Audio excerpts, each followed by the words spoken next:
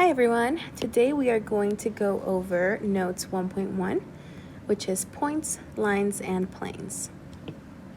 The first word we have here is point. A point is a location.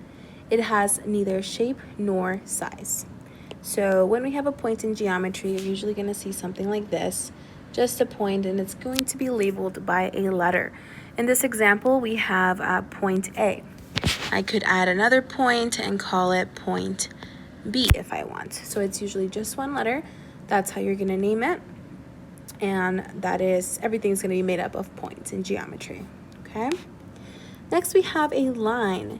And a line is made up of points. Like we said, everything's going to be made up of points. Has no thickness or width. There's exactly one line through any 2 points. So here I have line PQ, so I have 2 points. I can connect those 2 points and it's going to create a line for me. I can call this line several things. So I can either say this is line M, and that's based on this letter off to the next to the line. So that can be how you name it. You can also call it based on the 2 points. So because on this picture I have points P and Q, I can spell it out and say line PQ, or you can use the notation for a line, write out the 2 points here, PQ, and then create that line with 2 arrows above it. So you can either, like I said, spell out line and then say PQ, or write out PQ and put that symbol above it. If you flip-flop the Q and the P instead, so reading it this way, it means the same thing. So it doesn't matter if you say PQ or QP, it is the same line we are talking about. Next, we have a line segment. So a line segment is part of a line, but it's bounded by 2 distinct endpoints. So that means that the segment actually ends. It begins here, it ends here. Versus if I go back up and look at my line, the arrows at the end of the line means that it goes on forever. So a line goes on forever, but a line segment has a beginning and an end. The same way with the segment, I could say segment with the notation above it, so just line segment, or I can switch the order of the letters and call it segment BA. I want to be careful here though that I'm not adding the arrows. Like I said, the line above here, you have the 2 arrows there, but a segment does not have arrows. That's what differentiates line and line segment. Next we have plane, and a plane is a flat surface made up of points that extend infinitely in all directions. There is exactly 1 plane through any 3 points not on the same line. So when you have 3 points, like here we have B, D, and C, as long as they're not all connected by the same line, like I can't create a line, a straight line that goes through all 3 points. That's what I want. I want to make sure I can't do that. If you have 3 points that are not on the same line, that's what creates a plane. So here, like in the previous 2, I can name it different things. So usually you're going to see an italicized letter here like K, so I can call it plane K.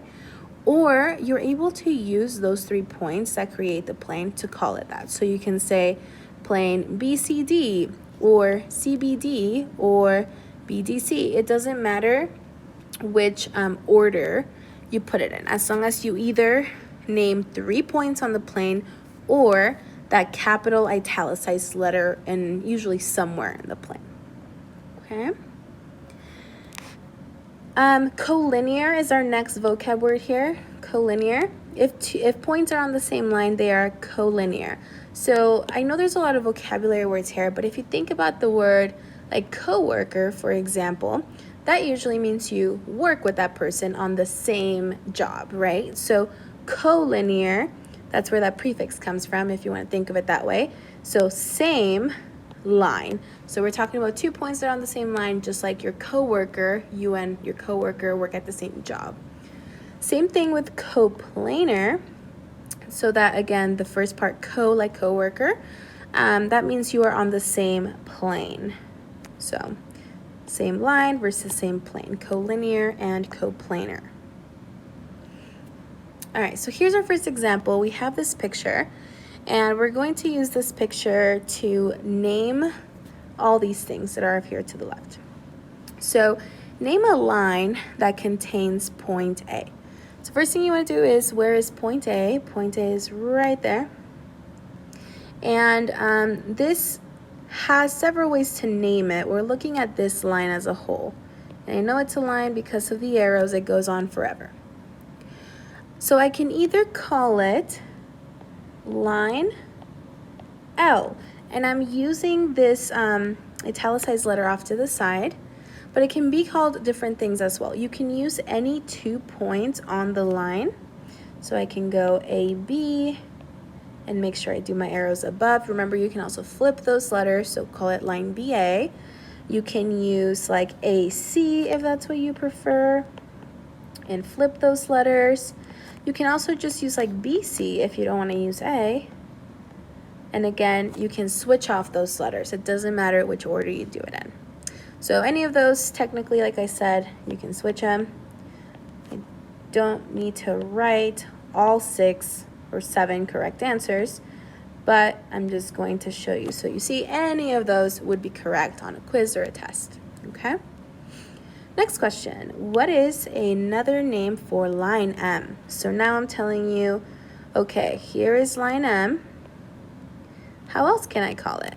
Well, we said we can either call it line M or use 2 points to also name that line. So I can go BD, and then don't forget to do the lines above it. Or remember, you can switch the order. That does not make a difference.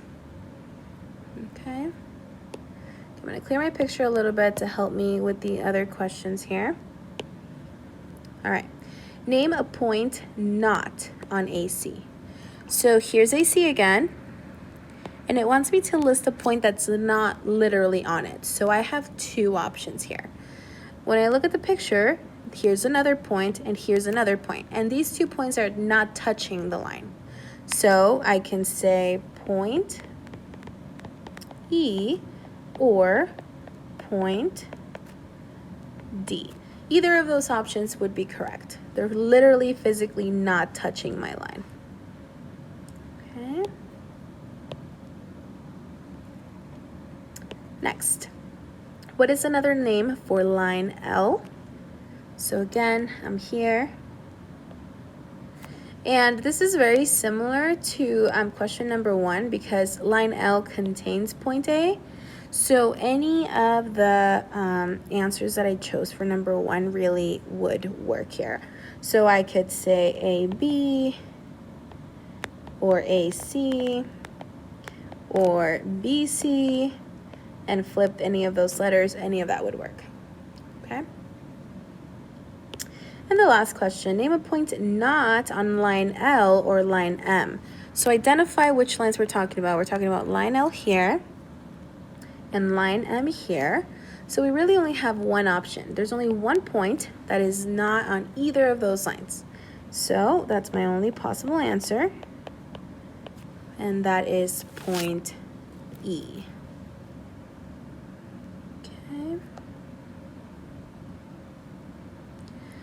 All right, so now we're getting to the part where we're going to be drawing our own pictures here based on what it's describing, okay? So we have a line, and I know it's a line because it has those arrows extended on plane Q. So here's how I'm going to draw my plane, kind of like it has it on the other page. And you can name this plane, remember, by just having an italicized letter like in the corner there. And you can draw a line facing any direction. I'm just going to draw a line. It has to have a point A and a point B. And there it is. There is a line, AB, and up on a plane labeled Q.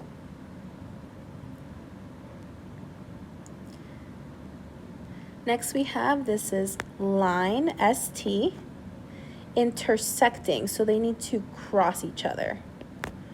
It needs to cross this other line at P. This is another way, if you just see a random letter, that means point P. Okay, so let's see, we have a line. I'm going to label it ST here. Make sure you label those letters. And then I'm gonna draw another line that's intersecting it. It doesn't matter how it's intersecting it. It's not being specific in any way. So as long as they're crossing each other, that's fine. And we wanna label their intersection right there P, because that's what this is telling us. Wherever they cross, that's what we're gonna call P.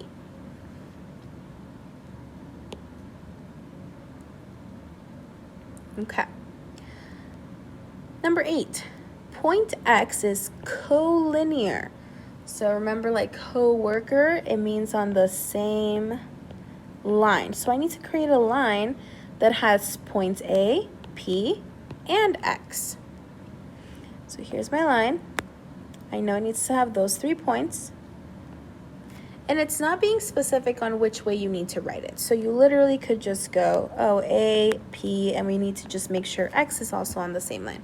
You can switch those letters up if you want. You can go like A, X, and then P. It doesn't really matter as long as they are collinear, so on the same line.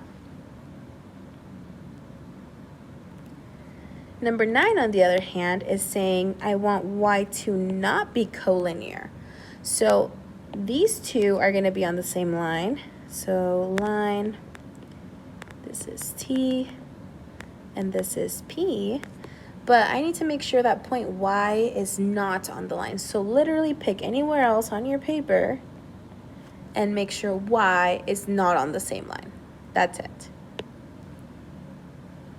Okay. And the last one here that we're going to just draw our own picture for, we have line L. So I'm going to create a line, label it L. That's one way to label a line. And then we need to make sure it has 2 points labeled X and Y. Now our picture has all the requirements. All right, for these next 3 examples, we're going to look at this picture. So here's a picture before we start reading the questions. We have this pretty letter off to the side that's going to tell me the name of this plane is N, plane N. And I have a few lines here. I do want to point out these dotted lines. It means that, so think about the plane being like a piece of paper, okay? This line, the reason why it's dotted, it's because think about you like stabbing the paper with a pen or something. Now it's going through the paper, it's not laying on the paper. So that's what the dotted lines mean, if you were curious. So think of it like 3-dimensional versus a plane is just 2-dimensional. If we're putting a pen through the paper, now we're looking at 2 different planes. Okay, so this question here, name the intersection of plane N and line AE. So the plane, and I'm going to use my highlighter here, the plane is this entire thing, okay? So again, think of that as a piece of paper, and the line AE is the one stabbing through the paper. So this is my pen, and it's going through the paper. It like created a hole right there. Essentially, that's what's happening. Okay, so think of this plane, and this is my pen going through it. So I want to know where they are connecting, okay? They are connecting at point B. That's their intersection. It's where the pen and the paper are touching, and it's creating that hole. So right there at B. So that's going to be my answer for that one. Next question is name the intersection of BC and line DC. So line BC is here and line DC is here. So literally, where are they crossing? They cross each other right there. And so that happens to be at point C. Okay, and I'm going to clear my picture again to make it clear. Last question is, does DC, so this line right here, ever intersect line AE? Okay, and I want to remind you that AE is going through the paper, okay? So if you were to put like a piece of string or something right here on CD on top of the paper, and I have my pen going through the paper like way over here, are they ever going to touch each other? Okay, and hopefully you're thinking the answer is no, because they are technically on different planes.